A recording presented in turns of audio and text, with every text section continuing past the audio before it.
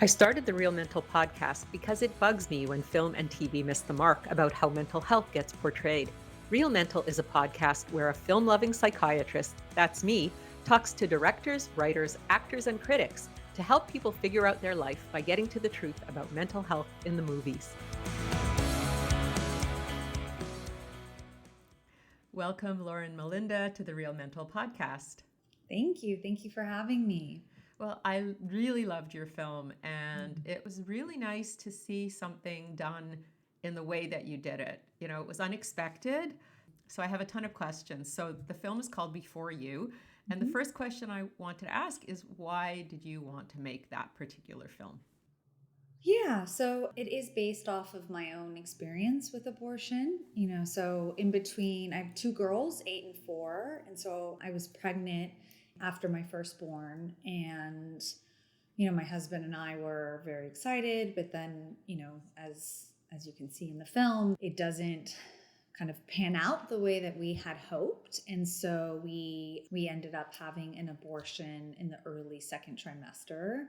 And after I was pregnant with my second daughter and had given birth to her and was, kind of experiencing all of these wonderful, amazing emotions, besides, the feelings of after giving birth, but just so grateful to have her there. I realized that I still had internalized so much of that loss. And so it was really about kind of holding both of these emotions at the same time and realizing kind of how much I hadn't processed and of the grief and the loss of the other pregnancy. Right, because we often talk about unwanted pregnancies and termination. We don't Yeah. talk about termination of planned, wanted pregnancies, and Yeah. it's a very different experience. Yeah, absolutely. Absolutely. And I think that was something that kind of looking out into the world to kind of see my story reflected back to me, I didn't see it, and I had one friend who had gone through something similar a couple months before, but prior to that, I really hadn't, ever heard people kind of talking about this version of abortion. And so it was really important to me to kind of create community and outreach and also destigmatize the experience and also just remove the silence around it. I felt like I had, my husband and I talk about it a lot, like how we didn't talk to anybody about kind of the choice that we had made. We didn't have the support system because we were afraid to talk to anybody about it, and so Yeah. you're really sitting in a lot of silence and in a lot of pain. And I think after having my second daughter, I just was like, I need to process this. I need to kind of remove this from my body, and I think the way that I did process it was really feeling into the memories, recognizing when it would come up in me, how it would be triggered in me, what moments, was it her cry? Was it, just any moments of anxiety over, like, just in daily life, how did these emotions kind of erupt within me? Yeah. And I thought it was just so important to just kind of create this conversation that I hadn't seen before. And it was really amazing to see how many people in my life who I was very close with, who had actually gone through something similar, but had never kind of shared their own experience, and it's like a good friend who I've known for 6 years, same exact thing, maybe the year before I did, and we had never spoken about it.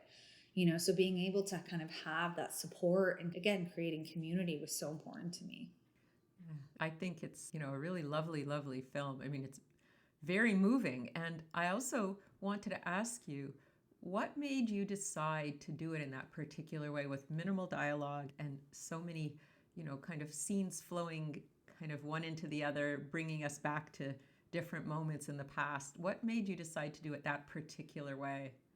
Yeah, well, I think, again, kind of the nonlinear structure, I think, is a reflection of how memory truly functions. It's not linear, right? So how is it that, again, certain sounds trigger us to remember certain moments in our lives, and just understanding memory too, and how the present moment can affect the way that we experience the past.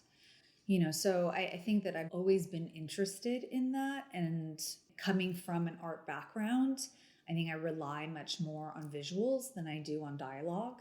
Just inherently, I've been a photographer most of my life. And so I think the way my brain works is probably just more through a visual language than an auditory one. And I think that also the experience itself is not about, it's not about talking till you're blue in the face. It is such an internal experience. And I think that to really accurately depict the emotional journey, it should be seen, not told. Yeah, absolutely. And, as a psychiatrist, my mission in Real Mental is to really explore how topics related to mental health and relationships, addiction, all those kinds of things, grief, loss, are portrayed on film, and are they getting it right or are they getting it wrong? Because Yeah. sometimes they get it wrong and I get very frustrated because, Yeah, we learn about ourselves through film, and if we're being shown things that aren't accurate, we get a distorted sense of what's supposed to be. So absolutely. yeah, Absolutely. so when I saw your film, it was so real. It felt so much like a couple, like an actual couple. And, Yeah. it's not a coincidence perhaps that the actress, Tala Ash, looks a lot like you. People have said that, I know. Yeah. Well, okay, so I'm not the only one. No, But no, but no. so she's like a little stand-in, but it felt Yeah, very real. And Adam Rodriguez, even though he had almost no dialogue, the look on his face, like the expressions on their face, their body language with each other, felt so authentic. And yeah. I don't know how you guys got that performance out of all of them, but it was really remarkable because Thank I just kept doing like, oh, holding my heart and just going, oh, through the whole thing. And I walked away and went, wow, that was incredible. And I think you really got the authenticity. And I'm definitely saying that this one got it right.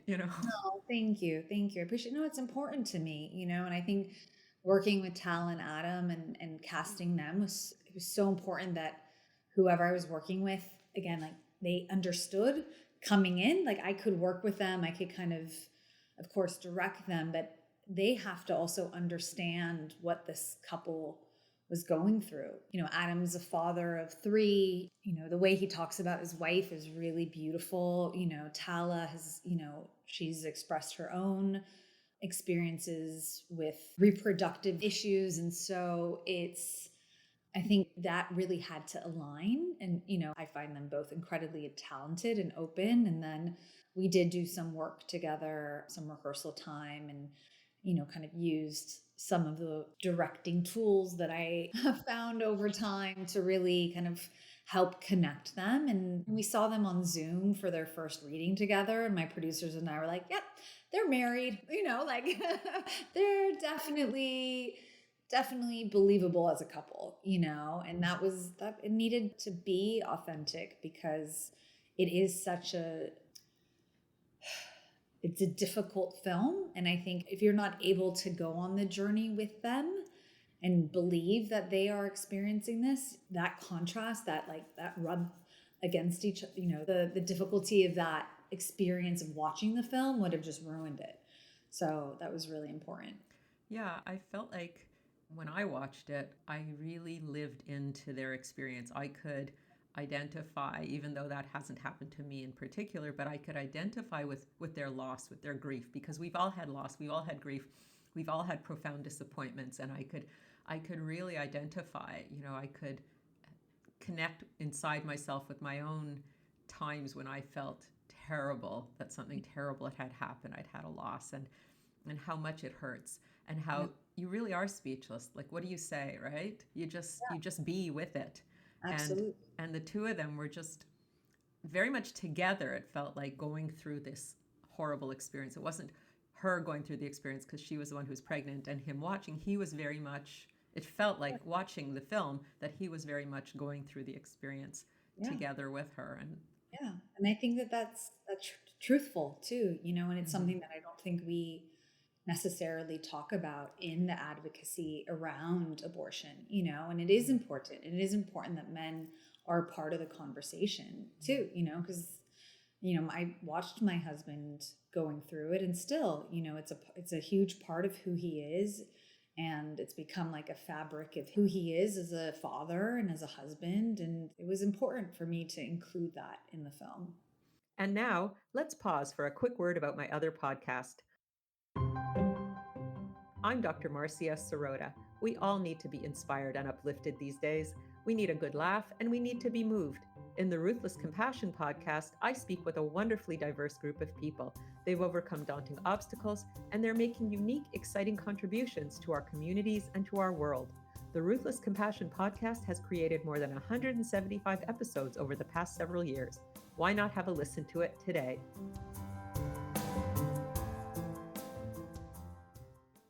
Yeah, they say that, when you have a loss of a child or a loss of a pregnancy, it can either bring the couple closer together or it can push them further apart. It's a real test of the relationship. Absolutely. No, and knock on wood, our experience was that it did bring us closer, and I'm so grateful to him too for kind of supporting me in telling our story, because at the end of the day, like, it is our story as much as it is from Maya's perspective. Yeah, they are a couple. This is something that they are doing together, and his emotions and experience are as valid as hers.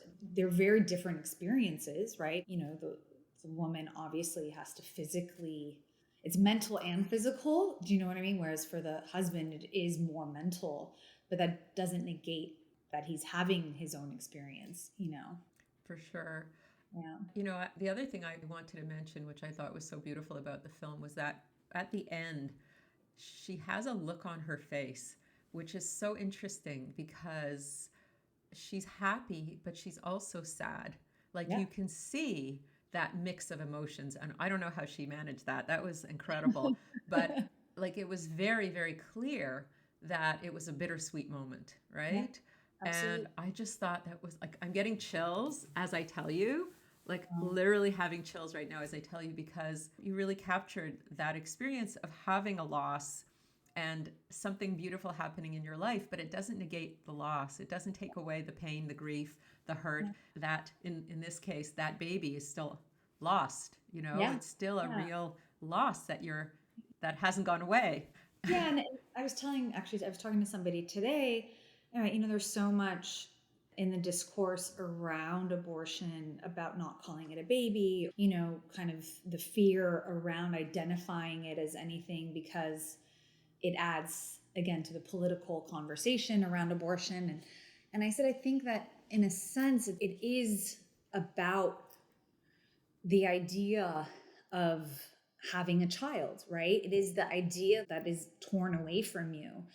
So in kind of what I call the womb scene, you hear all the sound, the baby crying, the baby, little girl singing. It's the idea of what it would be to become a mother, or what it would be to become a parent. And that's what's also being ripped away, is this kind of desire to have that in their lives. So The dream. yeah, exactly. And I think all stories around abortion are valid and are important.